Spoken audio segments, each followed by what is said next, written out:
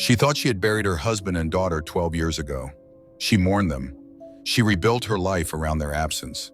But on a Tuesday morning in 2023, Charlene Barnes opened her email and saw something that made her blood run cold. A photograph.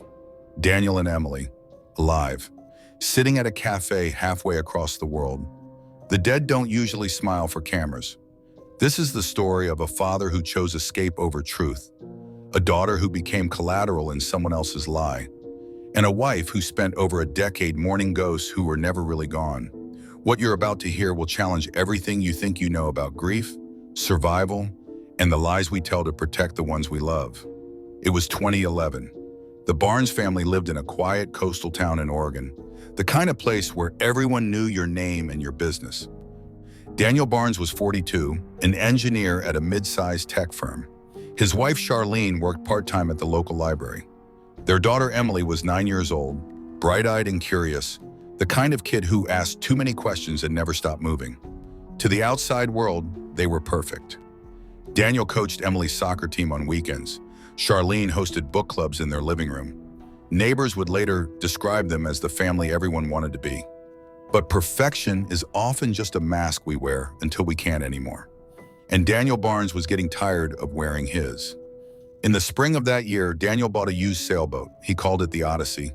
He told Charlene it was about bonding with Emily, teaching her self-reliance, giving her memories she'd carry forever. Charlene didn't love the idea. She didn't trust the ocean, but Daniel was persuasive. He promised they'd stay close to shore. He promised they'd be safe. On the morning of June 4th, Daniel and Emily packed a cooler, loaded their gear, and set out from the marina.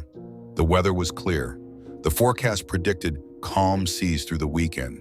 Charlene stood on the dock and waved goodbye. She watched until the boat became a white dot on the horizon. She would replay that image in her mind for the next 12 years. The distress signal came in at 8:47 that night. The Coast Guard picked up a fragmented transmission. Daniel's voice, barely audible through static, reporting engine failure and taking on water. Then nothing. Silence. A storm had rolled in faster than anyone predicted, turning the ocean into something violent and unforgiving. Search and rescue launched within the hour. Helicopters swept the coastline. Boats combed the area where the signal originated. By dawn, they found debris. Pieces of the Odyssey scattered across a 2-mile radius. A life jacket, a cooler. Emily's pink backpack, waterlogged and empty, but no bodies. The official report concluded that Daniel and Emily Barnes were lost at sea, presumed dead. Charlene collapsed on the beach when they told her. She screamed until her voice gave out. For weeks, she couldn't sleep. She'd wake up in the middle of the night, convinced she heard Emily's laughter in the hallway. The community rallied around her. Vigils were held. A memorial service was arranged. 2 empty caskets were lowered into the ground. Grief has a way of swallowing you whole. Charlene stopped going to work. She stopped answering the phone. She sat in Emily's room for hours holding her stuffed animals, reading her journals. Daniel's parents moved in for a month to make sure she ate, to make sure she didn't disappear into the same void that had taken their son and granddaughter. But grief also has a way of sharpening your instincts. And Charlene's instincts were starting to whisper that something wasn't right. It started with the money. 3 months after the memorial, Charlene was sorting through Daniel's financial records, trying to untangle their joint accounts and close his credit cards. That's when she found the withdrawal. $50,000, taken out in cash 2 days before the sailing trip. No explanation, no note, just gone. She called the bank. They confirmed the transaction. Daniel had walked in personally, requested the withdrawal, and left with a duffel bag full of hundreds. When Charlene asked why he would need that much cash for a weekend trip, the teller had no answer. Neither did anyone else. She started going through his things more carefully. His laptop, his journals, his work files. Daniel had always been meticulous, the kind of person who kept spreadsheets for grocery lists. But now his records felt deliberately vague. Passwords she didn't know. Encrypted folders she couldn't open. Sketches in his notebook that looked like maps or coordinates, but led nowhere she recognized. One night she found a receipt tucked inside an old jacket. A boat repair shop in a town 3 hours south. She called them. They remembered Daniel. He'd had work done on the Odyssey weeks before the trip, but the repairs didn't match the damage the Coast Guard described. The shop owner said the boat had been seaworthy, solid, not the kind of vessel that would go down in a storm without a fight. Before we continue this story, let us know in the comments where you're watching from. We'd love to hear from you. And if you're new here, click the subscribe button so you never miss any of our upcoming videos. Because this case is about to take a turn no one saw coming. Charlene brought her concerns to the police. Most of them were sympathetic but dismissive. Daniel and Emily were dead. The case was closed. Reopening it would only cause her more pain. But there was one detective who listened. His name was Alan Mercer. He was in his 50s, gray around the temples, the kind of cop who didn't like loose ends. Mercer agreed to take a quiet look. No official investigation, no press, just a few phone calls. A few follow-ups. What he found made him uneasy. The $50,000 was only the beginning. Daniel had been moving money for months before the trip. Small transfers, offshore accounts, shell companies with names that sounded legitimate but dissolved into nothing when you dug deeper. Mercer ran Daniel's financials through federal databases. Red flags appeared. Daniel's employer, a tech firm called Vanguard Solutions, had been under investigation for embezzlement. Someone had been siphoning funds through fake vendor contracts. The FBI suspected an inside job but couldn't pin it on anyone. The trail went cold right around the time Daniel and Emily disappeared. Mercer sat across from Charlene in her kitchen and laid it out. Daniel wasn't just a loving father, he was a thief. And if he'd stolen enough money, he had motive to vanish. But faking your death is one thing. Taking your 9-year-old daughter with you is another. That required planning, resources, and someone willing to help. Charlene didn't want to believe it. She wanted to scream at Mercer, to throw him out, to protect the memory of the man she loved. But deep down, she already knew. The man she married had been capable of things she never imagined. And now he was gone. And so was their daughter. Months turned into years. Charlene tried to move on. She sold the house. She moved to a different town. She changed her phone number. She went to therapy. She learned to say their names without crying. But she never stopped looking. Every few months, she'd search Emily's name online, hoping for something. Anything. A sighting, a rumor, a miracle. In 2015, she got a postcard, no return address. Just a beach sunset and 5 words written in handwriting she didn't recognize. "We're free now." Charlene stared at it for hours. Was it from Daniel? Was it a sick joke? She gave it to Mercer. He ran it through forensics. The paper was generic, the ink untraceable. The postmark was from Guatemala, but that could have been a decoy. Mercer told her to let it go. She tried, but the postcard lived in her wallet. She looked at it every day. She memorized the curve of the handwriting. She compared it to old notes Daniel had written. Some letters matched, others didn't. It was maddening, a ghost reaching out from the afterlife just to remind her he was still there. Then, in 2019, a fisherman came forward. He'd been out the night of the storm. He claimed he saw the Odyssey heading south, not east toward the wreckage site. He said the boat was moving fast, like it had somewhere to be. The Coast Guard had dismissed his account at the time because it didn't fit their timeline. But now Mercer was listening. Charlene felt something shift inside her. It wasn't hope exactly. It was something darker. A need for answers. A need to know if the man she mourned had betrayed her in the worst way imaginable. She hired a private investigator. She started traveling.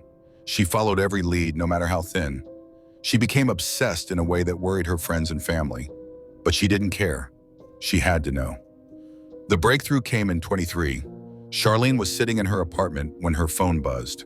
An email from an address she didn't recognize. No subject line, just an attachment. She almost deleted it. Spam, probably. But something made her click. The image loaded slowly, and when it did, the room started spinning. It was Daniel. Older, grayer, but unmistakably him.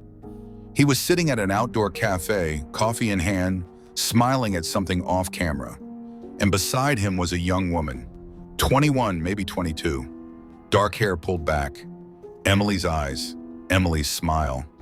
Emily, alive. The photo had metadata, a timestamp from 2 weeks ago, a location tag from a small town in Ecuador. Charlene's hands were shaking so hard she almost dropped the phone. She screamed, she cried, she called Mercer. He told her to stay calm, to not do anything rash. But calm was impossible. The dead don't pose for pictures. The dead don't sit in cafes drinking coffee and smiling like they didn't rip your entire world apart. Mercer flew to Ecuador with a small team. But Charlene didn't wait. She booked a flight that night. She landed in Quito the next morning and took a bus south to the town in the photo. She didn't have a plan. She didn't know what she'd do if she found them. All she knew was that she had to see them with her own eyes. The town was small, colorful buildings, narrow streets, tourists and locals mingling in the market square. Charlene wandered for hours, clutching a printed copy of the photo, asking vendors if they'd seen the man or the girl. Most shook their heads. A few recognized them. They came through once a week, someone said. Always together, always quiet.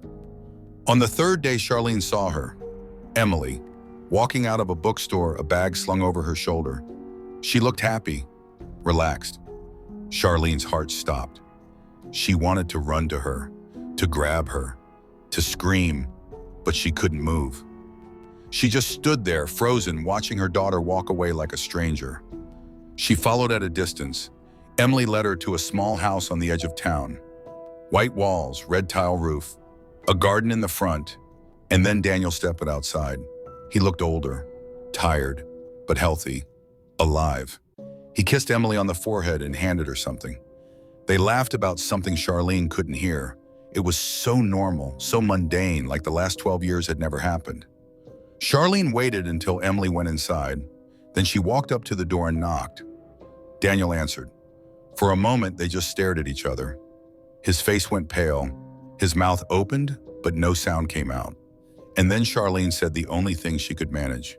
You let me bury you. Daniel tried to close the door. Charlene pushed past him. Emily came running from another room, confused, alarmed. When she saw Charlene, her expression shifted from fear to recognition to something Charlene couldn't quite name. Guilt, maybe, or sorrow. Emily whispered one word, Mom. They sat in the living room. Charlene demanded answers. Daniel looked at the floor. He said he never meant for it to go this far. He said he had been drowning. Vanguard Solutions was closing in. The FBI was asking questions. He had two choices, face prison or disappear. He chose the latter. He said he took Emily because he couldn't leave her behind, because she was all that mattered. Charlene's voice cracked. You let me think she was dead. Daniel didn't have an answer for that. Or maybe he did, but it wasn't one Charlene could accept. He explained how it happened. A colleague at Vanguard helped him launder the money. Another contact in Guatemala sold him fake IDs. The storm was real. But Daniel had scuttled the Odyssey deliberately. They'd taken a smaller boat south. By the time the Coast Guard started searching, they were already gone. Emily had been 9. She didn't understand at first. Daniel told her it was a game, an adventure. By the time she was old enough to realize what had happened, she was complicit. She had a new name, a new life. And going back meant destroying everything they'd built. So she stayed silent. She let her mother grieve. She let the lie grow. Charlene looked at her daughter. You could have reached out. Emily's eyes filled with tears. I didn't know how. Mercer arrived 2 days later with local authorities. Daniel was arrested without incident. Extradition proceedings began. Emily was caught in the middle, legally an adult but emotionally shattered. She told investigators everything. The aliases, the money, the people who helped. Charlene sat through the interviews, listening to her daughter describe a life she never knew existed. The media frenzy was immediate. Missing family returns from the dead. Father fakes drowning to escape embezzlement charges. Headlines everywhere. Charlene stopped reading them. She stopped watching the news. She just sat with Emily in a hotel room and tried to make sense of 12 lost years. Emily apologized over and over. She said she wanted to come home but didn't know if she could. She said she thought about her mother every day. She said she hated herself for not being brave enough to tell the truth. Charlene held her and cried. Not because she forgave her, but because she didn't know if she ever could. Daniel was extradited to the United States 3 months later. He faced charges of embezzlement, fraud, and obstruction of justice. The faked deaths added complications. His lawyer argued he'd acted out of desperation, that he'd never intended to hurt anyone. The prosecution painted him as a manipulator who stole from his employer and robbed his wife of closure for over a decade. Charlene refused to testify for or against him. She told the court she had nothing left to say. Mercer testified instead. He laid out the financial trail, the fake identities, the offshore accounts. The colleague who'd helped Daniel was arrested separately. So was the contact in Guatemala. The case unraveled quickly once people started talking. Daniel was sentenced to 15 years. Emily wasn't charged.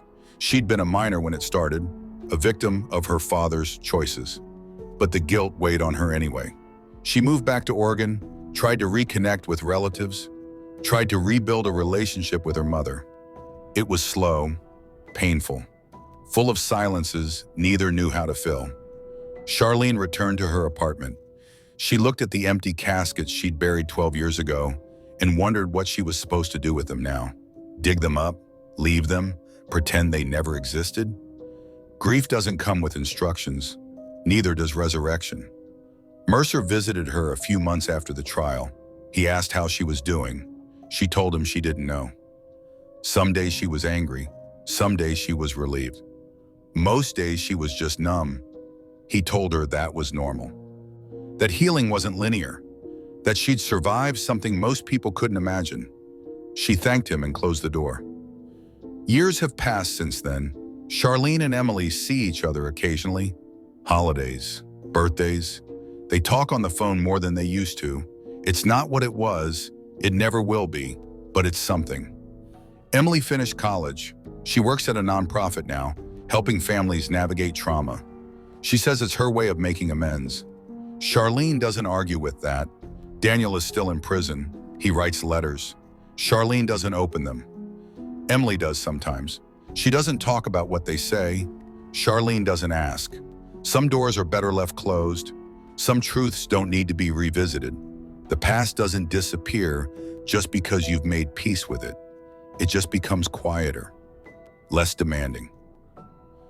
So what do we do with a story like this?